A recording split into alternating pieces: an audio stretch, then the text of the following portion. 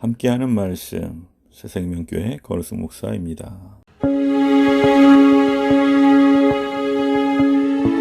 스루야의 아들 요압이 왕의 마음이 압살롬에게로 향하는 줄 알고 드고아에 사람을 보내 거기서 지혜로운 여인 하나를 데려다가 그에게 이르되, 청하건대 너는 상주가 된 것처럼 상복을 입고 기름을 바르지 말고 죽은 사람을 위하여 오래 슬퍼하는 여인같이 하고 왕께 들어가서 그에게 이러이러하게 말하라 하고 요압이 그의 입에 할 말을 넣어주니라. 드고아 여인이 왕께 아를 때 얼굴을 땅에 대고 엎드려 이르되, 왕이여 도우소서. 무슨 일이냐? 나는 진정으로 과부니이다.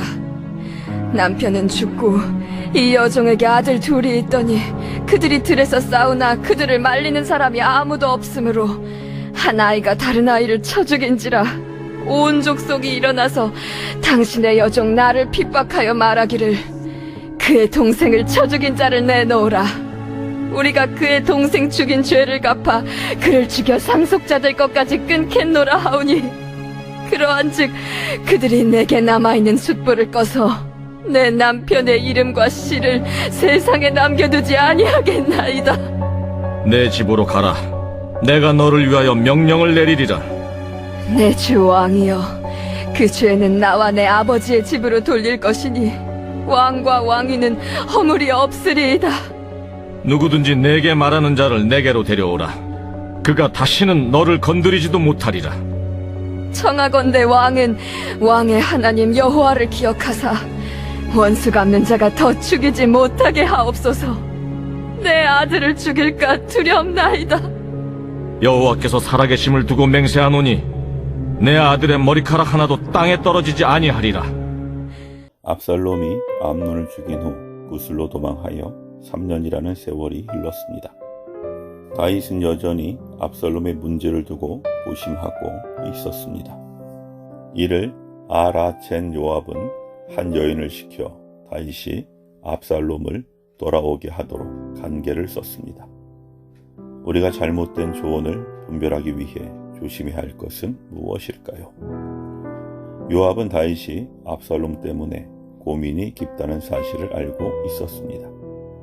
그는 그러한 다윗의 마음을 이용해 압살롬을 복귀시켜 자신의 출세를 꾀하고자 했습니다. 압살롬은 자신의 형을 죽인 살인자였고 자기가 한 악한 일을 회개하지도 반성하지도 않고 있었습니다. 그런 압살롬을 다시 돌아오게 하는 것이 과연 하나님의 뜻에 합당한지 따져보는 것은 너무도 중요한 일이었습니다. 그럼에도 요압은 단지 자신의 입신양명에만 눈이 멀어 압살롬을 돌아오게 하도록 꾀를 내었습니다. 그는 자신이 직접 나서지 않고 말과 연기에 뛰어난 드고아 여인을 앞세웠습니다. 그렇게 다윗이 하나님의 이름으로 맹세하도록 간계를 꾸몄습니다. 다윗은 자신이 한 말을 돌이킬 수 없는 상황이 된 것입니다. 그 결과 다윗의 왕조 안에서는 압살롬에 의해 또다시 비바람이 불게 되었습니다. 사람들은 때때로 우리가 안타까운 상황에 처하면 도움을 주거나 해결해주고 싶어 합니다. 그런데 그 도움이 모두 선한 의도를 가진 것은 아닙니다. 우리는 몸과 마음이 취약한 때일수록 우리에게 다가오는 이들의 의도와 목적을 분별해야 합니다. 그리고 그들의 조언이 하나님의 뜻과 어긋난다면 단호히 거부해야 합니다. 그들에게 휘둘려서는 안 됩니다.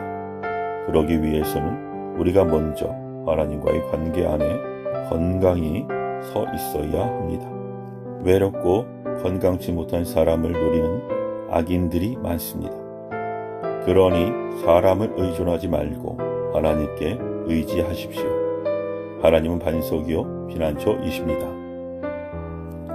요압은 누구보다 발빠르게 움직였습니다. 그는 압살롬이 왕위를 계승한 후계자가 되기를 바랐을 것입니다. 앞서 다윗은 아들들의 실수와 잘못을 확실하게 처벌하지 않는 모습을 보였습니다. 다말이 암논에게 겁탈당했을 때 분노하기만 했을 뿐 암논을 방치하는 것이 대표적인 예입니다. 그런 다윗을 알고 있던 요압은 압살롬도 후계자의 자리에서 탈락하지 않으리라고 짐작했을 것입니다. 그는 자기가 압살롬을 돌아오게 한다면 후에 왕이 된 압살롬에게 공로를 인정받을 것이라고 계산했습니다. 도움을 가장한 관계로 요압은 기대만큼 유익을 얻었을까요? 다시 고향으로 돌아온 압살롬은 몇 년 후에 아버지 다윗을 상대로 반란을 일으켰고 마음이 변한 요압이 압살롬을 죽였습니다. 대조적인 신뢰를 살펴보겠습니다. 북이스라엘의 아하방 시대에 미가야 선지자는 신변의 위협을 무릅쓰고 왕에게 여호와의 참된 말씀을 전했습니다.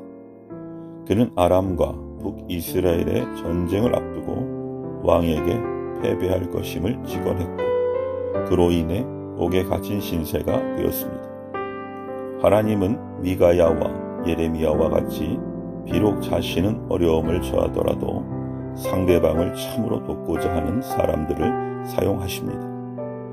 그러므로 누군가 우리에게 듣기 좋지 않은 말로 조언하면 일단 자기 감정에 따라 귀를 닫지 말고 그것이 하나님의 뜻인지 아닌지 기도해 보십시오. 하나님의 뜻과 부합한다면 우리는 그 조언을 따라야 합니다. 우리는 서로 조언을 하고 듣기도 하는 한 지체입니다. 하나님은 예배자로 살아가는 사람을 통해 당신의 뜻을 전하실 때가 있습니다. 그러므로 우리는 하나님과의 관계가 건강한 상태에 있을 때라야 다른 사람의 조언을 올바르게 분별할 수 있습니다. 하나님이 악한 관계에 있어 우리를 보호해 주시고 선한 조언을 분별할 지혜를 주시도록 기도합시다. 아멘.